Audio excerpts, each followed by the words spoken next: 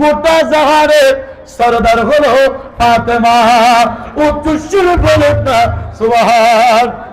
শুধু ফাতেমা জান্নাতের সরদার না, গোটা জাহানের সরদার, সাইয়্যিদাতুন নিসাইল আলামিন, গোটা জাহানের সরদার। এই জন্য ফাতেমার কারণে আল্লাহ নারীদের মর্যাদা, নারীদের সম্মান বুলন্দ করেছেন।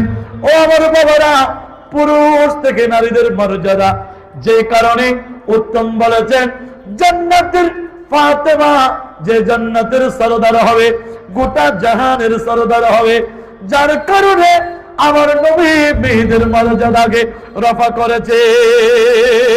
বড় বলুন সুবহানাল্লাহ। আজকে মেয়েরা বুঝে না, মহিলারা বুঝে না, শরীয়ত মানে না, আমার নবীর সুন্নত মানে না। কিভাবে সংসার করবে, সংসারে আমার কাজ কি সেটা মেয়েরা বুঝে না, স্বামীর খেদমত কি সেটা বুঝে না।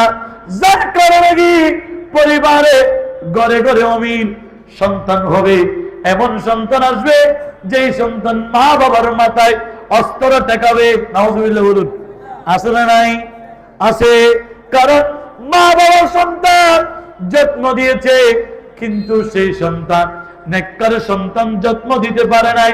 এমন সন্তান যত্ন দিয়েছি যে সন্তান বড় হবে একদিন সন্তান সম্পদের লোভে, অর্থের লোভে, টাকার লোভে মা বাবার মাথায় অস্ত্র টেকাবে। ও আমার মারা, গভীর ভাবে মনোযোগ।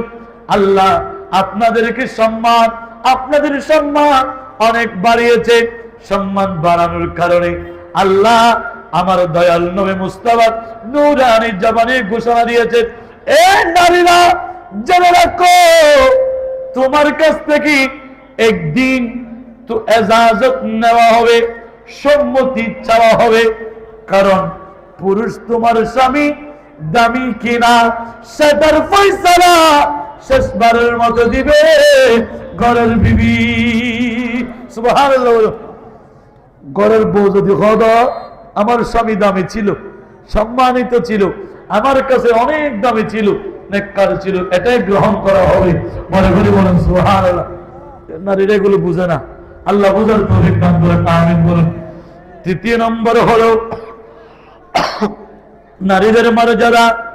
তৃতীয় নম্বর, ইসলামের প্রথম শহীদ, এটা হলো হযরতে সুমাইয়া। হযরতে, বড় করে বলুন, হযরতে সুমাইয়া ইসলামের প্রথম শহীদ, পুরুষ নারী, তাও নবীর প্রেমে। সুবহানাল্লাহ। কার প্রেমে? নবীর প্রেমে। নবী নবী করে আর কত কার আমি কাঁদব, নবী নবী করে আর কত কার আমি আপন নয়নে কবে জানি নূর নবীকে মোরা দেখব, নবী নবী করে আর কত কাল আমি কাঁদব সারা দুনিয়া।